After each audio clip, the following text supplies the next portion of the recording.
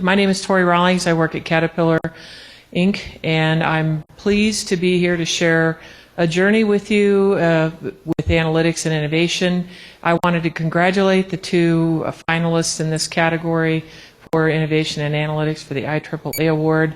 Your projects, I sat through them, they were awesome. The capabilities that you've built are really exciting. With that, I'm going to start here. And you're probably wondering, why in the heck is this person holding a piñata, right? You're saying, what in the heck is a piñata and analytics got to do with it? I'm not talking about party planning, party anything. If you take yourself back to what life was like in 2011, that's where we start our journey. I'm going to share with you a journey from 2011 to now, and some analytic capability that we've been creating for the supply chain, really supply network performance management, network analytics, advanced analytics to really improve decision support for Caterpillar, Inc.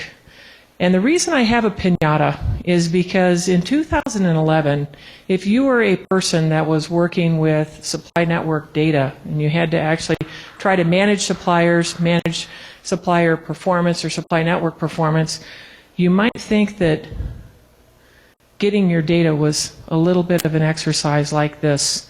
Buyers, supply chain performance engineers, I see somebody giggling, thank you, Raymond. That actually somebody else had said, hey, getting data in Caterpillar for supply performance management is a little bit like going on an Easter egg hunt or doing trick-or-treating. You know, depending on what door or what plant you look under, you're going to find something different. You may not know exactly what it is. So really, that's really where our journey starts in 2011. I'm going to start with asking you guys if you know really what event did most supply chain people have to deal with in 2011. Does anybody have a clue or remember what was happening? Yes, Scott. Earthquake in Japan was the answer. You are right, and I don't have any candy for you. I'm so sorry. There is something in the piñata, but we'll share that a little bit later. We started this journey in 2011 with the tsunami in Japan. This event was so huge, and I've got a couple of pictures here for it. You can see the wall of water heading towards the coast there, and the suppliers. What in the heck? This is nuts, right? So if you're sitting in my job, or a person who's a supply performance manager, someone who has a relationship with the suppliers, the responsibility to manage the network and make sure that Caterpillar can get all of its materials, you've got a supplier that's in Japan, what do you think your job is? Figure out what your issues are, right? How are you going to be able to do that? We started where many supply chain teams did and try to figure out where are the issues. You'd think it might be easy, right? There's a bunch of suppliers, they're in Japan.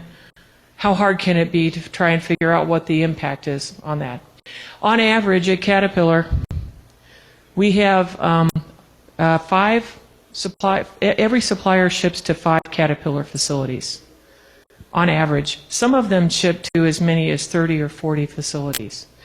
So, and then we also, at the time in 2011, we managed each of those relationships between facilities and suppliers as though it was a unique business relationship.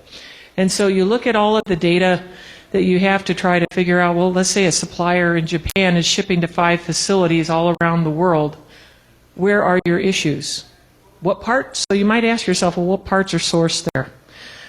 We have, at the time, we have 50,000 network connections, 137 facilities. It changes depending on what our business is. You know, Caterpillar's made some announcements about closing facilities, so this is a little bit of a moving target.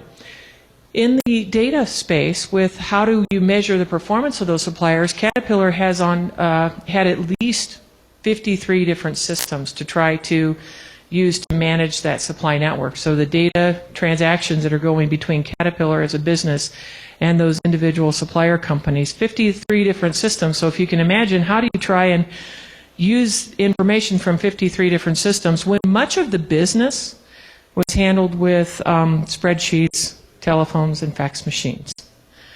So we were trying to figure out where in the heck are those suppliers. On average, a portion of the people that were in the supply network management, procurement professionals, 50% of their time was spent just looking for data. They were going into different green screen systems and trying to extract information, aggregate it themselves, and see what we could do to measure the performance. In 2011, my last little fact to describe how terrible things were before we made it better with analytics. The last piece of information is we had no place really actually to aggregate the demand that was going to each of those suppliers. We had to ask our supplier, how much demand are we sending you? Are you good to support that need? Instead of actually having some visibility in the company. So if you think about, we manage a global supply base, we've got suppliers that are in a network. How is it that we can manage that when we don't have that visibility? So we decided, as a result of that event, we were going to go out and try and figure out how to understand that network. Where are the suppliers? What facilities do they ship to? What are the part numbers that are sourced there? What's the in-plant material availability? What material is being transported through what ports, right? What are the events that could actually disrupt the supply network? And you can see that we work to orchestrate a response, really establish that standard playbook, what are the level of threat for any of the types of events that we had, and then really establish 24/7 monitoring. This is what we started, 2011. In that event, for the earthquake event, it took the team 2.5 weeks or more to just identify who were the suppliers, what part numbers were shipping to Caterpillar, what Caterpillar facilities may be impacted by that, and what was the priority to figure out how to manage that business. So 2.5 weeks just to get our hands around the issue. So we started with that, getting visibility to where the suppliers are and who's shipping to what. And then we started that monitoring process. And around 2012, we had our first real use case. We had a supplier that had a fire. The supplier was actually visiting Caterpillar facility. We had a category manager that was meeting with them. We had an alert that said, hey, there's a fire at the supplier facility. During that meeting, we were able to provide that information. And the two of the Caterpillar and the supplier were able to work through the prioritization of resolving that issue so that we had minimal disruption to Caterpillar. So we proved our value prop immediately with that one fire, and we just kept on doing that. So we really said, hey, there's a concept here. We really need to work as a company to try and assure supply. And this is a radar screen. The concept is that you're always scanning what is happening in the time horizon out in the future for what issues can happen. And I'm going to tell you that there's real value here when you think about what's the financial impact. Supply chain disruptions cause a blip in your stock price. And so this here happens to be a graph from a study, a 10-year study on supply chain glitches. And what you can see is that at the time of the event here, at day 0, you can see a dramatic drop in the stock price. What I'd like you to start thinking about here is that in 2012-ish time frame, we were saying, hey, there's some leading indicators that you've got a problem. How can you gather that evidence and use that information to try and prevent those issues from impacting the business? And so I'll show you my little video to tell you about the concept.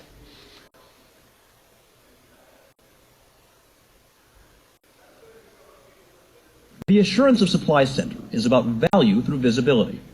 Imagine this radar is what monitors our supply chain, and a blip on the screen is something that can impact Caterpillar's ability to meet production schedules. The radar represents our long-range vision for the future, to ensure we can meet our customers' needs. But to truly understand how it works, we need to break it down into a couple of concepts. The first is time horizon. This is about making the right decisions at the right times to manage supply and mitigate risks. So we're watching an order from forecast to planning through actual production to shipment to receipt on the dock to point of use at a plant or a parts facility. That's time horizon. The second concept is event horizon. This is thinking about the process as it relates to the life cycle of a part. Every part that makes it to point of use began its life as a forecasted order. This is the capacity planning time frame. Think 2 to 5 years out. From there, the order moves into the planning time frame. Think 24 months out. When the order goes firm, and now it's real, a commercial order by Caterpillar which the supplier produces. This is the execution time frame. From there, it's shipped and delivered and finally available at the point of use. That's event horizon. What we're working on is assurance. Assurance in every sector of the radar. Assurance every step of the way. So again, in looking at things 2 to 5 years out, we're focused on assurance of capacity. Did we pick the right supplier? Can we identify risks and constraints in the supply base as it relates to increased demand requirements? 24 months out, we're looking at assurance of capability. A part-level demand is created and aggregated for each supplier as part of the enterprise production schedule. We compare the total forecasted demand to our supplier's current and planned capacity to identify constraints in the supply chain. So we answer the question, are they able to handle the work?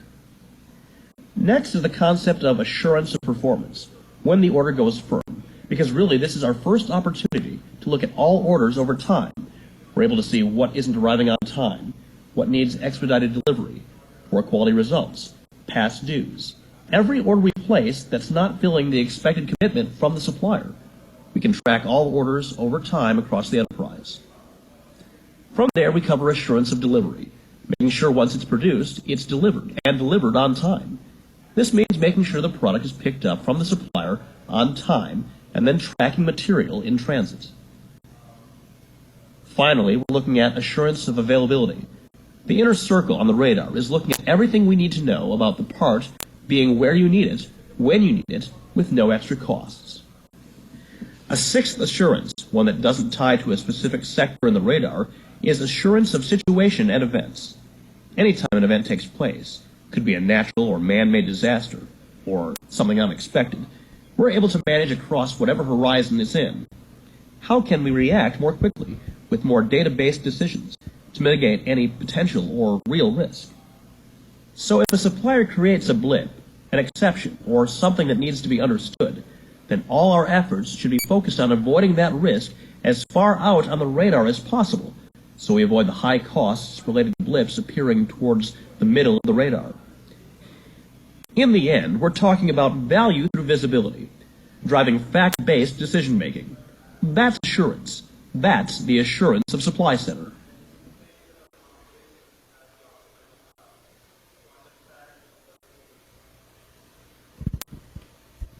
Got to get my microphone in the right hand. I was going to speak into the slide flipper. So so that was done in 2012. You heard a couple of things, right? We've got the concept. There's the time horizon and event horizon, and we were talking a lot about value through visibility. So the very first thing we did was to say, in the 2012 timeframe, what are the pieces of information that we needed to be able to do to support this? So we moved into this big data space. We started working to get visibility to every order, every receipt, every shipment, every plan, every schedule, every change, and you can go on every. Just big data. We're looking at all of the transactions in the supply network to make sure that we can assure supply. And the objective there really was to say we want to be able to use that information to really orchestrate the response at an enterprise level for those suppliers I was describing to you that supply to many of them to more than one facility. So it's not looking at a one-to-one relationship, it's really the one-to-many relationship to assure supply. The business value when we started thinking about this is if we can understand those trends, orchestrate develop standard measures, and really characterize the performance, we can start driving inventory improvement and then reducing the cost to acquire the material. So we developed these KPIs, key performance indicators, and this is really a suite of metrics that create a balanced performance scorecard for a supplier, or could be for all of the suppliers into a Caterpillar facility. And you need to use these together. You want to make sure that the actual performance of the supplier, you don't have really awesome performance on the shipping performance, but then have a lot of transactions or manual management to make that happen. So you're really trying to balance these things together. What are the manual transactions required to make sure that the material's here? Are you spending too much money to get the material here? is the delivery and the receipt of the material and the shipment of the material really aligned and orchestrated. So that's really developing these standard metrics. Believe it or not, as a company, we didn't have a standard definition for how to measure the supply performance, and many suppliers, when we would measure them and grade them, we have an assurance quality program, we would actually use their data to measure them instead of our standard data. So this was the first step in changing that. So then we started giving visibility to individuals and say, hey, your objective is in the Caterpillar, you are managing the relationship with the supplier. We'd like you to drive performance improvement. And so we started working by providing that visibility in a prototype form. It's really business object reporting, SAS queries and whatnot, and we started using the information to drive root cause. You can see in Ishikawa here, it's not meant to be really big, but the concept is, instead of just saying, hey, we're using value through visibility, now we want to try and drive performance improvement. Use the data to demonstrate that you can actually have a tangible change in the way the business is performing. So we worked with the procurement professionals across our division and started working on those root cause corrective actions. What do you think the response was from individuals when we gave them data to do their jobs with? Anybody want to take a stab? Have you all been in drive-in analytics change? It's always easily accepted, right? No, it's not easily accepted. Actually, what we found was a lot of individuals were saying, as soon as we would put a red item on a KPI or a metric, they'd say, the data is bad. If the supplier was really performing that poorly, my phone would be ringing off the hook. What we started to do then was to say, it's not just value through visibility, we've really got to drive some excellence standards. So I created with our division, with the leadership in our division, say, hey, let's create a performance mandate and drive for some excellent level.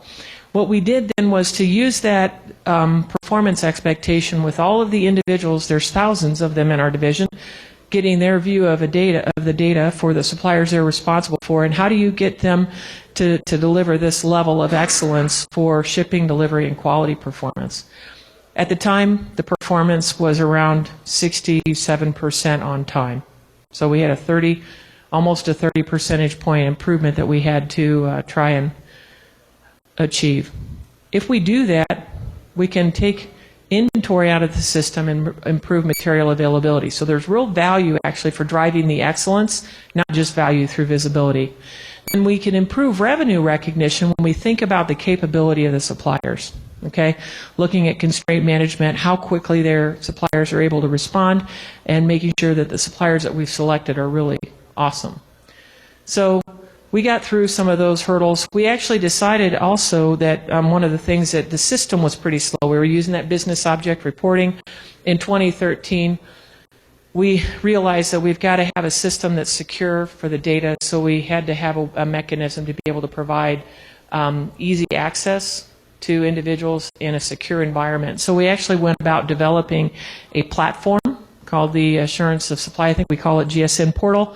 But we needed to be able to accelerate the onboarding of suppliers and individuals. So we've actually deployed that system out to the supply base and to more than 14,000 users across the enterprise now. When we started this back in 2013, when we were starting just our experiments of using the data to try and create value, we're talking about maybe 100 people using the information to try and drive performance improvement. So in the accelerate phase, we're really looking at developing the expert system and seeing what we can do to predict future performance. We used a good root cause discipline to help us figure out where were the business problems we needed to approach, and then we started gathering that information and actually visualizing it in tools to help people make better business decisions. I'm going to show you where we ended up at the end of 2015 with that capability as a comparison to that prior video. So you saw what we planned on developing. Here's what really happened.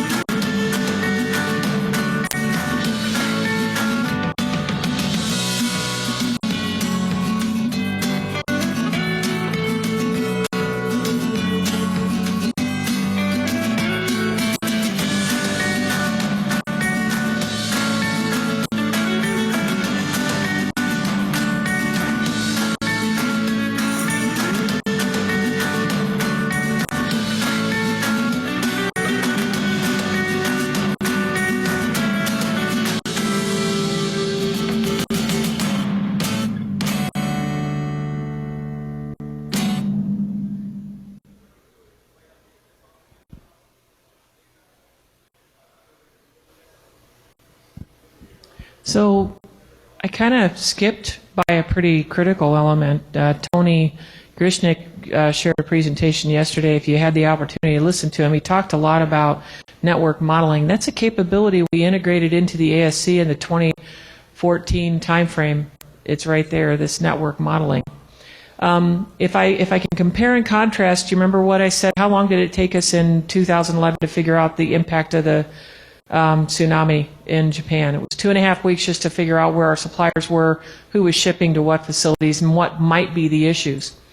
In 2015, I believe, we had a fire in one of our facilities, and Tony has a network model for absolutely every machine that we make created, and he was able to pull a model off this library of models, actually modeling Caterpillar, the Enterprise, all those manufacturing facilities that were in that video, pull that model off the shelf, take the facility out that was not now able to produce medium wheel loaders, and we produce those medium wheel loaders in 3 locations in our company, so we were taking one of those out of there. In 24 hours, we were able to tell how long we had of days of supply before we actually had to make a decision to produce more in the other 2 alternative locations. So to compare and contrast, I just was trying to describe the magnitude of the order of magnitude of the problem in the first situation. That took me 2 or more weeks. Now in 24 hours, we've identified the part numbers, what the impact is, where's the material issues, how long we really have to recover. So moving really from being reactive to being much more predictive and prescriptive. We actually would have chosen to ramp up a production of machines in past if we had had an issue like that. We were able to avoid that kind of a decision. And again, it happened in 24 hours. So where we've been moving is really now taken. I told you we have a platform that's secure. We've got 14,000 users. So what we've done now is identified a user profile, who is accountable for what in our division, and then we've created desktops for each individual. So now you can have a smart desktop with information provided to you that has analytics built into it that says what are the issues that you need to be worried about today, tomorrow, next week, next month, next quarter. So we've created those desktops, and we're doing some additional development in deep network modeling, advanced analytics, and whatnot. And you can see here, I kind of glossed over this little icon here. That's really our mentality. We need to be able to see problems so that we can solve them. Then we need to be able to solve them so we can prevent them. And really, this is the analytics maturity path that has been driving. I described back in the 2011-12 timeframe, we're just saying what happened. Then we're saying why did it happen, what might happen, and how can I make it happen.